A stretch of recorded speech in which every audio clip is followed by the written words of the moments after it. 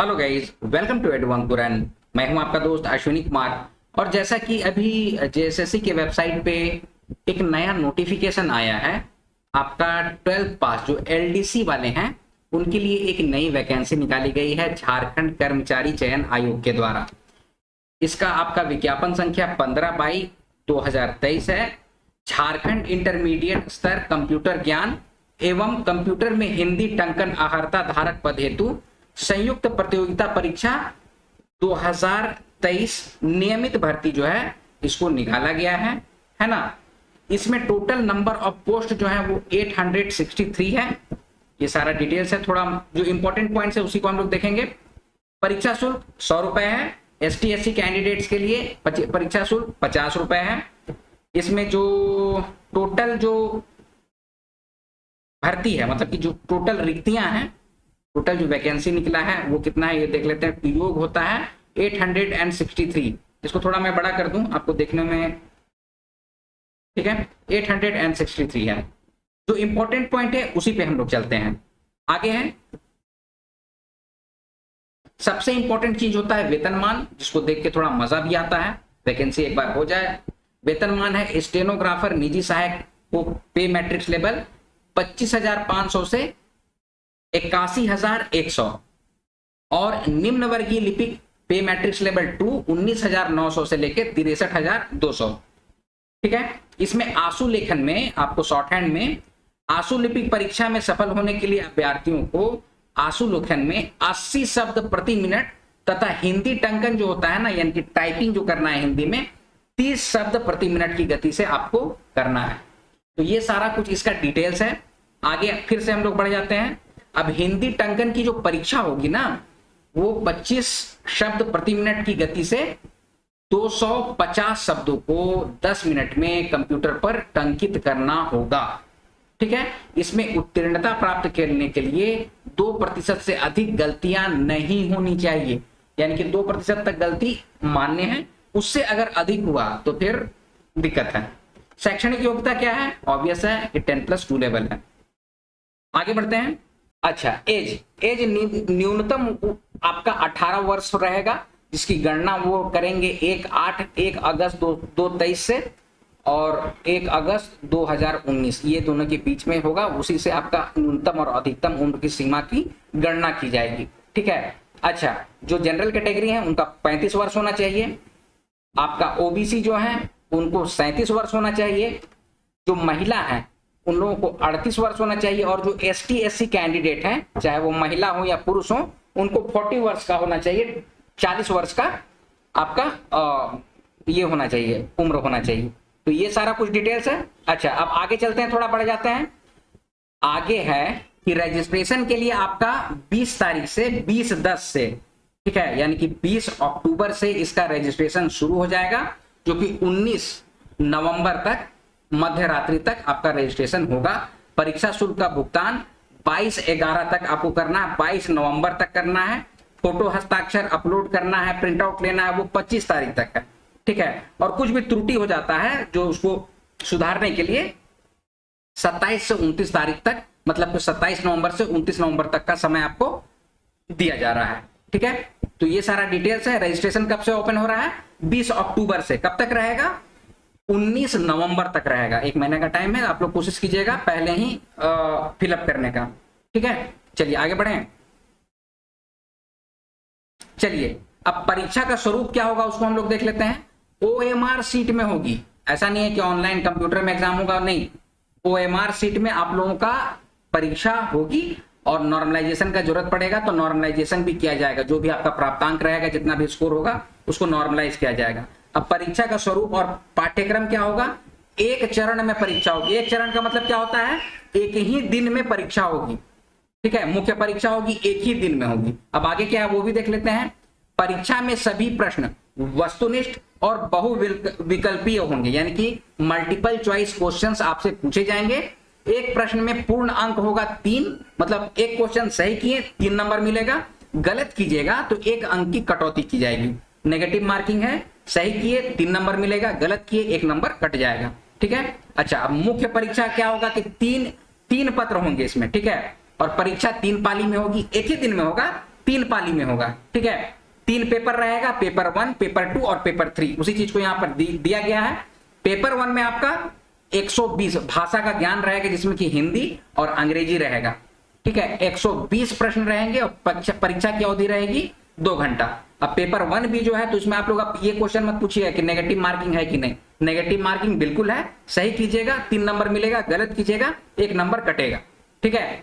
हिंदी और अंग्रेजी 60 प्रश्न होंगे, 60 प्रश्न होंगे हिंदी से, 60 प्रश्न होंगे अंग्रेजी से।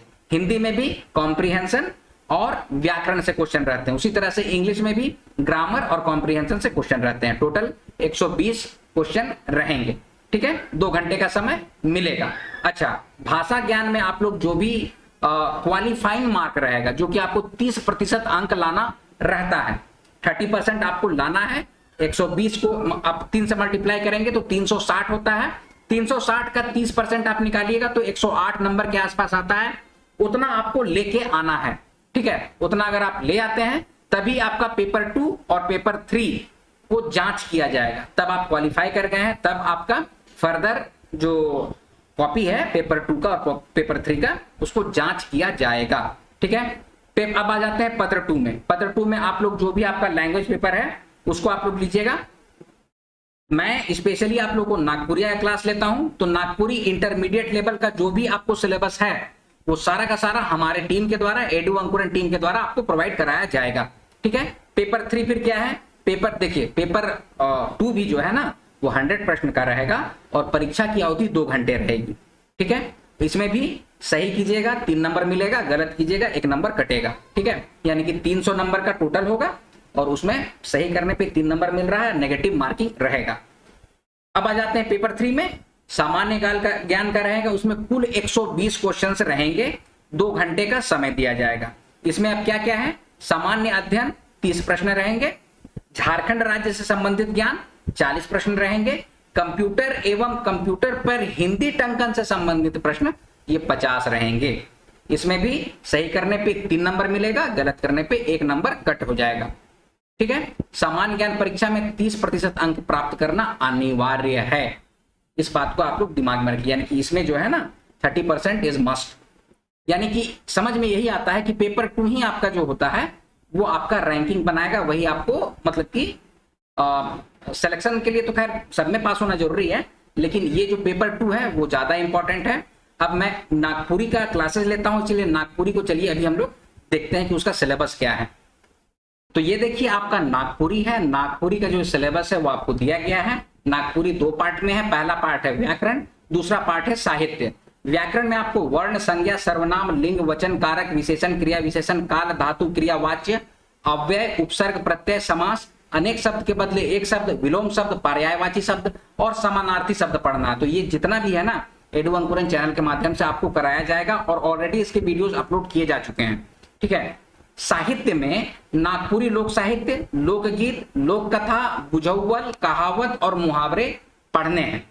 उसी तरह से लोकगीत में फगुआ, डमकच, अंगनई, मर्दानी झूमर, बंगला झूमर, उदासी, पावस, लहसुआ और झुमटा, ये सारा जो है वो लोकगीत होता है, लोकगीत का प्रकार होता है, वो सब आपको पढ़ना है। लोक कथा में बन हिरनी कर बेटा, बुद्धू भंडारी, भाई बहन और बालमैत रानी आपको पढ़ना है। बालमैत देखिए यहाँ पर लिखा हुआ है, ठीक है। तो बालमैत रानी का है कि इसमें कंफ्यूजन था, जैसे सीजीएल का जो था ना उसमें बेलपत रानी है कि बालमैत रानी है, इसको लेके कंफ्यूजन था। यहाँ कोई कंफ्यूजन नहीं, एकदम क्लियरली मेंशन्ड है बालमैत रानी पढ़ना है। बालमत होता है तो बालमैत रानी आपको पढ़ना है। और आपको बनफूल भाग 1 की जो किताब है नागपुरी गद्य पद्य संग्रह डॉक्टर कुमारी बासंती के द्वारा, वो किताब आपको पढ़ना है। देखिए यहाँ पर आपको वीडियो में दिख रहा है, यही बुक आपको पढ़ना है। इसमें जितने भी टॉपिक्स हैं, चाहे वो गद्य हैं, चाहे पद्य हैं, चाहे वो आपका कहानी है, चाहे वो आपका कविता है, वो सभी के सभी एडू अंकुरन चैनल के माध्यम से आपको प्रोवाइड कराया जाएगा। और इसका रजिस्ट्रेशन आप जब भी ये वीडियो देख रहे हैं, इसका रजिस्ट्रेशन ओपन कर दिया गया है। 15 अक्टूबर के बाद से इसका क्लास हम लोग फुल फ्लेज्ड वे में लेना शुरू कर देंगे। उसमें क्या है कि आप लोगों को हम लोग वीडियो देंगे, उसके बाद आपका सेक्शनल टेस्ट होगा, टेस्ट पेपर रहता है, उसके बाद फिर आपको पीडीएफ हम लोग प्रोवाइड करेंगे। तो ये सारा कुछ जो है आपको नागपुरी का एडू अंकुरन चैनल के माध्यम से प्रोवाइड कराया जाएगा। आई होप ये वीडियो को आप लोग समझ चुके होंगे। इंटरमीडिएट लेवल का जो भी आप लोग तैयारी कर रहे हैं, चाहे सहायक आचार्य का भी अभी हाईकोर्ट से वो क्लियर हो चुका है, तो सहायक आचार्य भी जो है इंटरमीडिएट लेवल वाले वो भी ज्वाइन कर सकते हैं। सेम सिलेबस है, नागपुरी का सेम सिलेबस है, चाहे वो आपका एलडीसी का हो, चाहे वो सहायक आचार्य का हो, या इंटरमीडिएट लेवल का जो भी एग्जामिनेशन है उसका नागपुरी का सिलेबस सेम है। तो आप लोग जो कोई भी हैं ऑनलाइन क्लास के माध्यम से अपनी तैयारी करना चाहते हैं, एक परफेक्ट तैयारी करना चाह रहे हैं, एडू अंकुरन टीम के द्वारा आपको तैयारी कराई जाएगी। उसका रजिस्ट्रेशन ऑन है। डिस्क्रिप्शन बॉक्स में व्हाट्सएप नंबर दिया हुआ रहेगा, आप लोग व्हाट्सएप कीजिएगा, फुल डिटेल्स ले लीजिएगा, आपको सारी जानकारी प्रोवाइड करा दी जाएगी। तो दोस्तों ये है आज का वीडियो। आई होप इसको आप लोग बहुत अच्छे तरीके से समझ चुके होंगे। चलिए बहुत जोर शोर से तैयारी कीजिए, सिलेक्शन होगा ही, नियुक्ति होगी ही, उसके लिए आप लोगों को लेकिन अपना पेस बनाए रखना होगा, मेहनत करते रहना होगा, तैयारी करते रहना होगा। तो आज का वीडियो अब यहीं पर समाप्त करता हूं, मिलते हैं अगले वीडियो में। जोर शोर से तैयारी करते रहिए, आप लोग अपना ख्याल रखिए। जय हिंद।